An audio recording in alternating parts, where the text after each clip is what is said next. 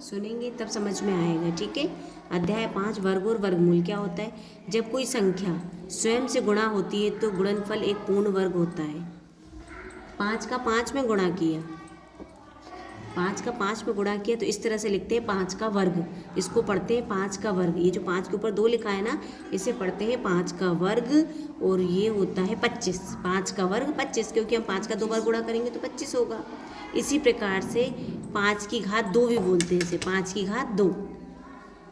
25 एक पूर्ण वर्ग संख्या है। जैसे 1 का वर्ग 1, 2 का वर्ग 4, 3 का वर्ग 9, 4 का वर्ग 16, a का वर्ग a स्क्वायर। वर्ग मतलब उसी संख्या का उसी संख्या में गुणा। कितनी बार? 2 बार। इसे बोलते हैं 4 की घात 2 या 4 का वर्ग 16। संख्याओं के संग्रह को वर्ग संख्या या वर्ग कहते हैं, क्योंकि यह किसी वर्ग संख्या का क्षेत्रफल बनाते हैं। चूंकि वर्ग संख्याएं समान होती हैं, वर्ग का क्षेत्रफल भुजा गुणा भुजा। वर्ग का क्षेत्रफल क्या होता है? भुजा गुणा भुजा। इसीलिए हम 2 बार गुणा करते हैं। क्षेत्रफल बराबर भुजा का वर्ग या भुजा का स्क्वायर। उदाहरण के लिए 2 सेंटीमीटर भुजा वाले वर्ग का क्षेत्रफल 4 सेंटीमीटर होगा। 2 का 2 बार गुणा करेंगे तो 4 सेंटीमीटर, और ये वर्ग लग जाएगा क्योंकि 2 बार कर रहे हैं। तो 2 के लिए हम यहाँ पे क्या लगा देते हैं? 2 सेंटीमीटर की घात 2 या सेंटीमीटर वर्ग सेंटीमीटर स्क्वायर, इस तरह से पढ़ते हैं। 2 की गुणा 2 बराबर 2 की घात 2 बराबर 2 का वर्ग 4 सेंटीमीटर स्क्वायर। इसके विपरीत यदि हमें पता होता है कि एक वर्ग का क्षेत्रफल 9 सेंटीमीटर स्क्वायर है, तो हम बता सकते हैं कि वर्ग की प्रत्येक भुजा की माप 9 सेंटीमीटर होगी। अगर 9 है तो उसकी भुजा कितनी होगी? 3, क्योंकि 3 का ही गुणा 2 बार किया तो क्या आया? 9। ठीक है। जैसे कि ये 2 का है और ये 3 का वर्ग है। एक वर्ग जिसकी एक भुजा की लंबाई, उसका क्षेत्रफल 2 वर्ग इकाई है। ये 2 वर्ग इकाई और ये 2 वर्ग इकाई है। इसमें ये 3 वर्ग इकाई है, ये 3 वर्ग इकाई है, तो इसका क्षेत्रफल हो गया 9 वर्ग इकाई। इसका क्षेत्रफल हो जाएगा 4 वर्ग इकाई। संख्याओं के गुणधर्म। 1 का वर्ग 1, 2 का 4, 3 का 9, 4 का 16, 5 का 25, 6 का 36, 7 का 49, 8 का 64, 9 का 81, 10 का 100, 11 का 121, 12 का 144, 13 का 169, 14 का 196, 15 का 225, 16 का 256, 17 का 289, 18 का 324, 19 का 361, 20 का 400।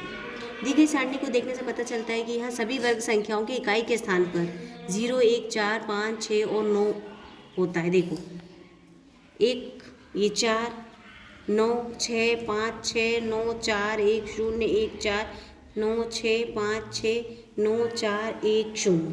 यही संख्या आ रही है ना, इसके अलावा और कोई नहीं आ रही। यदि एक संख्या के इकाई के स्थान पे 1 और 9 आता है तो इसकी वर्ग संख्या कितनी होगी? उसकी इकाई के अंत में आएगा 1। अगर 1 है तो उसके लास्ट में भी 1 आता है, और अगर 9 है तो उसके लास्ट में या तो 9 होगा या 1। ठीक है, 1 होगा। 1 और 9 आता है तो उसके इकाई के अंक में क्या आएगा? 1। यदि किसी संख्या की इकाई का अंक 4 और 6 हो, देखो इकाई का अंक 4 और 6 हो तो वर्ग संख्या में इकाई का अंक क्या होगा? 6। दोनों में 6 आ रहा है। यदि किसी संख्या का इकाई का अंक 5 हो तो उसकी वर्ग संख्या की इकाई का अंक भी 5 होगा।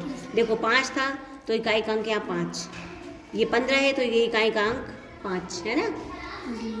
पूर्ण वर्ग संख्या के अंत में शून्यों की संख्या सम संख्या में होती है। अगर शून्य है तो वर्ग करेंगे तो जो शून्य हो कितने होंगे? सम संख्या में। 1 है तो यहाँ हो जाएंगे 2, यहाँ 1 है तो यहाँ हो जाएगा 2, यहाँ 2 है तो यहाँ हो जाएगा 4। शून्य जो है वो सम संख्या में आ जाएगी। चलिए, किसी 8 सेंटीमीटर भुजा वाले वर्ग का क्षेत्रफल 64 वर्ग सेंटीमीटर है। 8 का स्क्वायर बराबर 64, यानी 8 का वर्ग है 64। इसके विपरीत 64 सेंटीमीटर स्क्वायर क्षेत्रफल वाले वर्ग की एक भुजा 8 सेंटीमीटर होगी। अगर ये क्षेत्रफल है और भुजा पूछ रहे हैं तो 8, क्योंकि वर्ग किसका है? 8 का वर्ग है ना।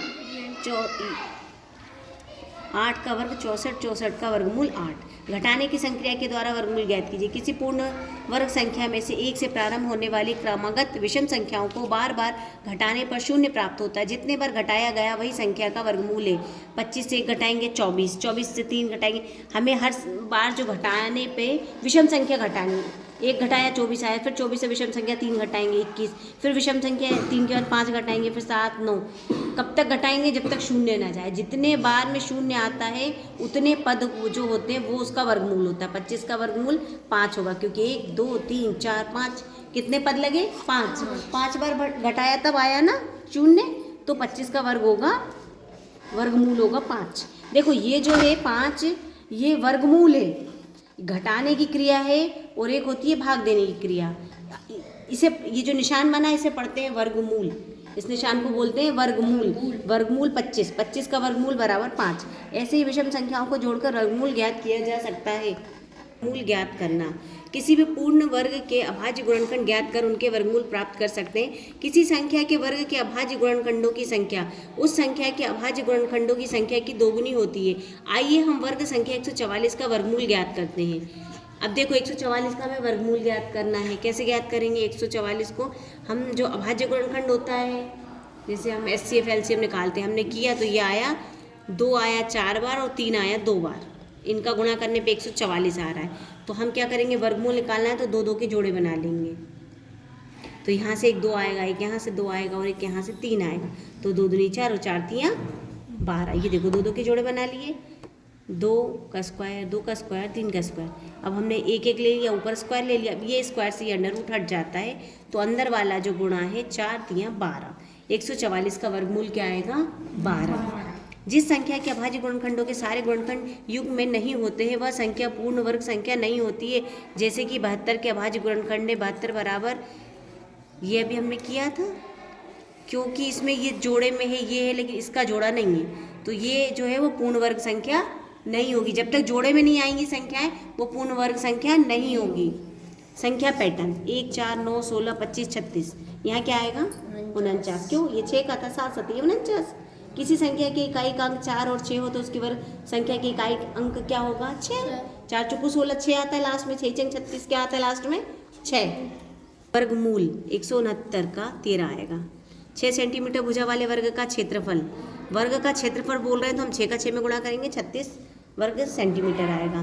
5.5 मीटर भुजा वाले एक वर्गाकार कमरे में कालीन बिछाने के लिए कितने वर्ग मीटर कालीन की आवश्यकता होगी? तो ये आएगा 30.25 वर्ग मीटर। संख्या 44 का वर्गमूल वर्ग गुणा किए बिना ज्ञात कीजिए। तो हमें वर्ग करना है वो भी बिना गुणा किए, तो 44 में हमने 40 और 4 लिख दिया, स्क्वायर कर दिया, तो 40 गुणा 40 धन 4 गुणा 40। क्यों? ये देखो 2 बार 40 धन 4 लिखेंगे और 40 धन 4 लिखेंगे, 2 बार लिख दिया। तो इस 40 का इस पूरे में गुणा किया, फिर जोड़ का निशान लगाया और इस 4 का इस पूरे में गुणा किया, इसको हल किया 1600 160 160 और ये 16, सबको जोड़ा तो आया 1936। 44 का वर्गमूल मतलब इस 44 का अगर हम 2 बार गुणा करते तो ये आता, बिना गुणा किया हमने निकालना है। अगला प्रश्न है, हल कीजिए, हमें ये हल करना है। 248 52 और ये 144 था, तो 144 का वर्गमूल होता है 12, तो 12 लिख दिया। इन दोनों को जोड़ा तो 64 आ गया। 64 किसका वर्गमूल होता है? 8 का, तो हमने इसकी जगह पे 8 लिख दिया। 248 धन 8 और इसको जब जोड़ेंगे तो 256 आएगा, और 256 का वर्गमूल होता है 16। उत्तर गुणज त्रिक लिखिए जिसका एक सदस्य 12 है। त्रिक हमें याद रखना पड़ेगा, ये नियम होता है 2m m² - 1 m² + 1, ये तीनों हमें याद रखना है। याद रखने के बाद हम हल करेंगे। 2m हमें कितना दिया था? सदस्य 12, तो 2 का गुणा हम 12 में करेंगे तो आ जाएगा 2m बराबर 12 दिया था हमें, 2 से हम 12 को भाग देंगे तो आ जाएगा 6, m बराबर 6। अब m² - 1 तो m की जगह हमने 6 रख दिया, 6 चंग 36, 36 से 1 घटाएंगे तो आ जाएगा 35। m² + 1, m की जगह 6 रखेंगे तो 36 में 1 जोड़ देंगे तो ये आ जाएगा 37। ये पाइथागोरस त्रिक होती है 2m m² - 1 m² + 1। तो पहला आएगा 6, दूसरा आएगा 35, तीसरा आएगा 37। अगला प्रश्न, अभाज्य गुणनखंड विधि से दी गई संख्याओं के वर्गमूल ज्ञात कीजिए। अब देखिए वर्गमूल ज्ञात करना है हमें गुणनखंड विधि से।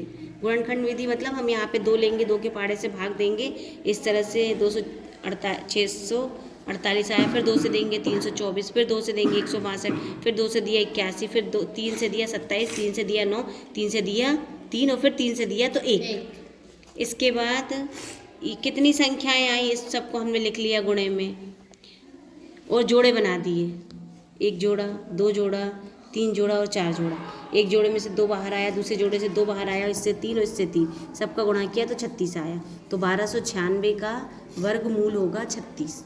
ये 289 लिखा था, इसका 17 के पहाड़े से हमने भाग दिया, 17 आया, फिर 17 एकम 17, तो 2 बार 17 आया, तो ये 289 का वर्गमूल होगा 17, क्योंकि ये स्क्वायर से अंडर रूट कट जाता है, 17 बाहर आता है, अंडर रूट मतलब 2 में से 1 बाहर आएगा। अगला प्रश्न, वह सबसे छोटी संख्या ज्ञात कीजिए जिससे 600 को भाग देने पर वह पूर्ण वर्ग संख्या बन जाए।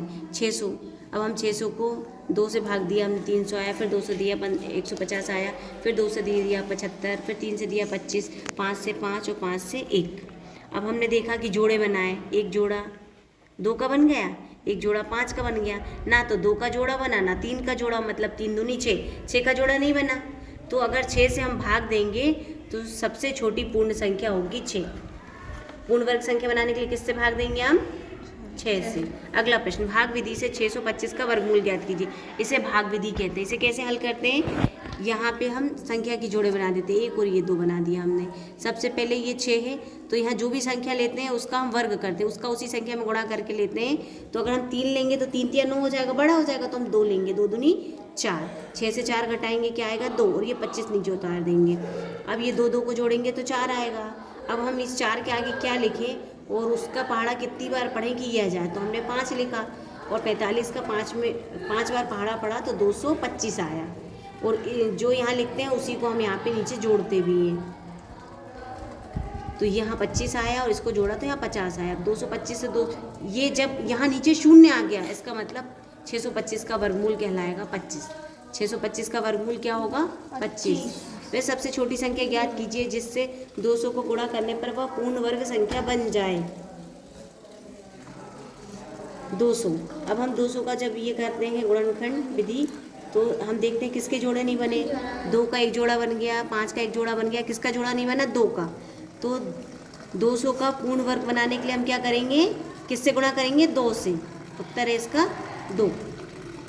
12 और 21 ऐसी अद्भुत संख्याओं के युग्म है कि वे इनके वर्ग 144 और 441 एक दूसरे के अंक पलटने से प्राप्त होते हैं। क्या आप ऐसी संख्या के युग्म प्राप्त कर सकते हैं? ये देखो, 12 का वर्ग होता है 144 और 21 का वर्ग होता है 441।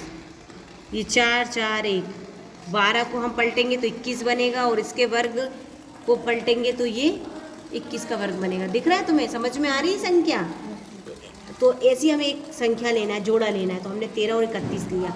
जब 13 का वर्ग करते हैं तो 169 आता है, और जब 13 को उल्टा करते हैं 31 और 31 का वर्ग करते हैं तो 961 आता है। ये संख्या का उल्टा है ना? तो ये एक ऐसी अद्भुत संख्याएं हैं जो ऐसी होती हैं। अगला प्रश्न, एक व्यापक ड्रिल अभ्यास के विभिन्न स्कूलों के 6250 विद्यार्थियों को पंक्ति में इस प्रकार व्यवस्थित किया जाता है कि प्रत्येक पंक्ति में उतने ही विद्यार्थी रहें जितनी की पंक्तियों की संख्या है। ऐसा करने पर प्रशिक्षक यह पाता है कि 9 विद्यार्थी शेष रह जाते हैं। इस वर्ग की प्रत्येक पंक्ति में विद्यार्थियों की संख्या ज्ञात कीजिए। विद्यार्थियों की संख्या कितनी थी? 6250, और शेष कितने रह गए थे? 9। तो हमने इसमें से 9 घटा दिए, तो ये संख्या आई। अब इस संख्या का हमने वर्गमूल निकाला तो भाग विधि से निकाला। 7 से लिया हमने, 2 2 के जोड़े बना दिए, 7 7 49, 62 से 49 घटाया तो 13 आया।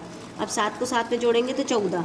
अब हमने 14 के आगे 9 लिखा, और इस 149 का पहाड़ा 9 बार पढ़ेंगे तो 1341 आएगा। तो 1341 से 1341 घटाएंगे, यहाँ 0 हो जाएगा, और फिर 9 जोड़ देंगे तो 158। तो यहाँ ऊपर जो संख्या आती है वो इसका वर्गमूल होता है। तो 6241 का वर्गमूल है 79। अगला प्रश्न, आप अपने घर के उत्तर की ओर चलते हैं और फिर मुड़कर पश्चिम की ओर चलते हैं। देखो, उत्तर किधर है? ऊपर। उत्तर की ओर चलते हैं ताकि आप अपने मित्र के घर पहुंच जाएं।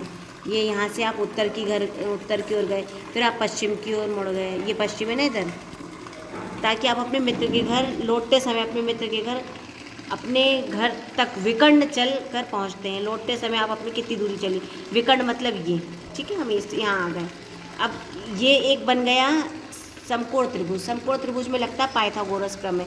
पाइथागोरस प्रमेय क्या होता है? इसे बोलते हैं लंब, ये आधार और ये है कर्ण। तो कर्ण का वर्ग बराबर लंब का वर्ग धन आधार का वर्ग होता है। कर्ण क्या है? ये CA का वर्ग बराबर AB लंब का वर्ग धन आधार क्या है? BC का वर्ग। अब ये जो वर्ग है ना, इसको जब हम इधर लेते हैं तो ये अंडर रूट लग जाता है।